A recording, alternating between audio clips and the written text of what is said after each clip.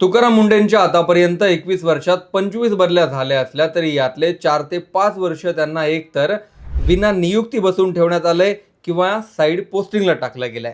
यापूर्वी एका महिन्यात दुसरी बदली करण्यात आली होती, पण यावेळी एका रात्रीतून बदली करण्यात आली। 15 दिवसांपूर्वी दिव्यांग कल्याण विभागाच्या सचिव पदावरून तुकाराम मुंढेंची राज्य आपत्ती व्यवस्थापन विभागाच्या सचिवपदी 24वी बदली झाली। पण पश्चिम बंगाल निवडणुकीच्या कर्तव्यावर आणि आईच्या निधनामुळे नवा पदभार घेण्यासाठी वेळ लागला आणि याचाच फायदा घेऊन आपत्ती व्यवस्थापनातील बदली रद्द करण्यात आली। आगामी काळात नाशिकमध्ये कुंभमेळा होणार असून त्यात तुकाराम मुंढे यांचा रोल येण्याची शक्यता असल्याने ही बदली रद्द करण्यात आल्याचं बोललं गेलं। मात्र हे फक्त एक निमित्त आहे आणि खरं कारण मात्र वेगळंच आहे। चर्चा तर अशी आहे की तुकाराम मुंढेंच्या बदलीची ऑर्डर पाहिल्यानंतर नाशिक विभागातल्या एका अत्यंत ताकदवान निवासी उपजिल्हाधिकाऱ्याची झोप उडाली। मंत्रालयापर्यंत फोन गेले आणि त्यानंतर बदली रोखण्यासाठी हालचाली झाल्या। बदली रद्द झाल्यानंतर तुकाराम मुंढे सध्या पोस्टिंगसाठी वेटिंगवर आहेत खरे, पण नाशिकमध्ये चर्चा कोणत्या गोष्टींची होतीये तेच मी या व्हिडिओत सांगणार आहे। नमस्कार, मी विशाल, तुम्ही पाहताय story.com। 31 मार्च 2026 IAS तुकाराम मुंढेंची 21 वर्षांच्या कारकिर्दीतली 24वी बदली झाली। दिव्यांग कल्याण विभागाच्या सचिवपदाची सूत्र हाती घेतल्यानंतर त्यांनी बोगस दिव्यांगांचे प्रमाणपत्र वापरून नोकरीला लागलेल्यांचा भांडाफोड केला आणि थेट घरचा रस्ता दाखवला। तुकाराम मुंढेंनी दिव्यांगांच्या नावावर CSR फंड उचलणाऱ्या बऱ्याच संस्था बंद पाडल्या आणि या संस्थांची लॉबीच बदलीसाठी कारणीभूत असल्याचं बोललं गेलं। आतापर्यंतचा गेल्या 20 वर्षातला इतिहास पाहिला तर तुकाराम मुंढे यांची जिथं बदली होते तिथे ते आपल्या प्रशासकीय आणि राजकीय सिस्टमला खुश ठेवण्याऐवजी सामान्य जनतेचे प्रश्न सोडवण्यावर भर देतात, जे त्यांचं काम आहे। ज्या विभागात तुकाराम मुंढे कार्यरत असतात तिथे एकतर शिस्त वेगळीच वचक असते आणि याचाच त्रास इथल्या राजकीय आणि प्रशासकीय व्यवस्थेला अनेक वेळा झाला आणि त्यातून त्यांच्या 31 मार्चपर्यंत 24 बदल्या झाल्यात। दिव्यांग कल्याण विभागातून आपत्ती व्यवस्थापनात बदली झालेले तुकाराम मुंढे यांच्याकडे काही काळ पश्चिम बंगाल निवडणुकीत निरीक्षक म्हणून जबाबदारी देण्यात आली होती आणि त्याच दरम्यान त्यांच्या आईचं निधन झालं, ज्यामुळे आपत्ती व्यवस्थापन विभागाची सूत्र स्वीकारायला वेळ लागला। याचाच फायदा घेऊन प्रशासनातल्याच काही अधिकाऱ्यांनी राजकीय हस्तक्षेप घडवून आणत 24वी बदली करून घेतली। तुकाराम मुंढेंच्या बदलीची ऑर्डर रद्द केल्यानंतर अनेकांनी अंदाज लावला की कुंभमेळ्यासाठी 25,000 कोटींचा निधी आहे आणि यात पैसा खाता येणार नाही, म्हणून राजकारण्यांनी ही बदली केली। पण कुंभमेळा हे फक्त निमित्त असल्याचं सांगितलं जातं।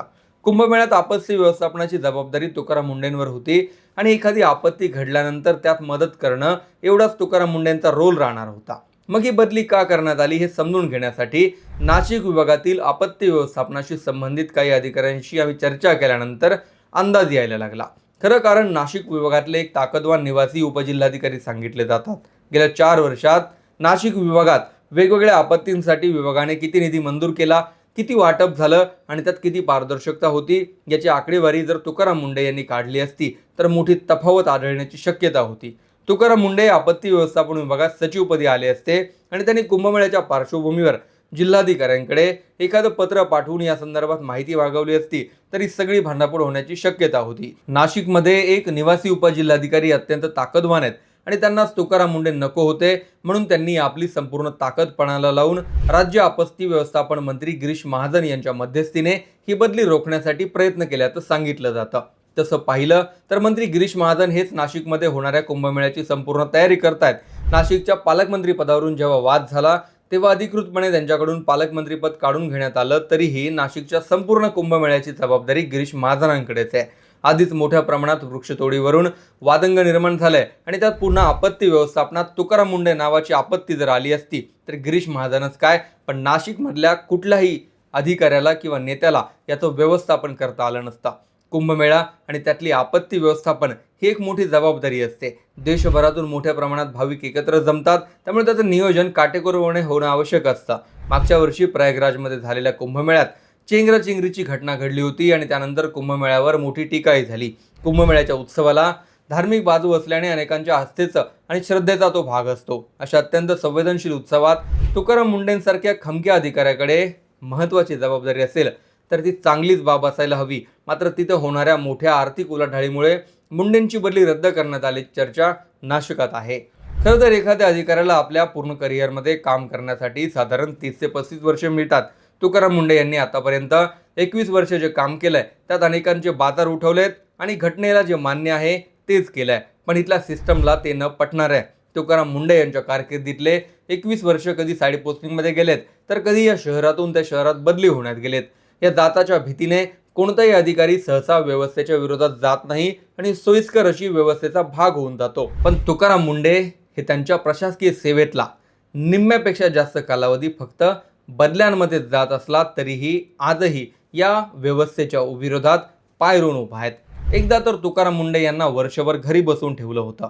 आत्ता ही बदली रद्द झाल्यानंतर तुकाराम मुंढे यांना कोणतीही पोस्टिंग देण्यात आलेली नाही, कारण प्रत्येक मंत्र्यांचा त्यांना विरोध आहे. विरोधाचं कारण आहे ते म्हणजे तुकाराम मुंढे त्यांच्या स्टाईलमध्येच काम करतात आणि त्याने सगळ्या व्यवस्थेचीच अडचण होऊन जाते.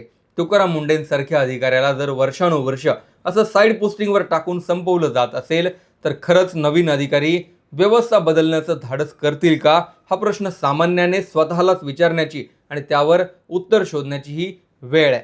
तुमचं मत जरूर लिहा. व्हिडिओ पुढे शेअर करायला विसरू नका.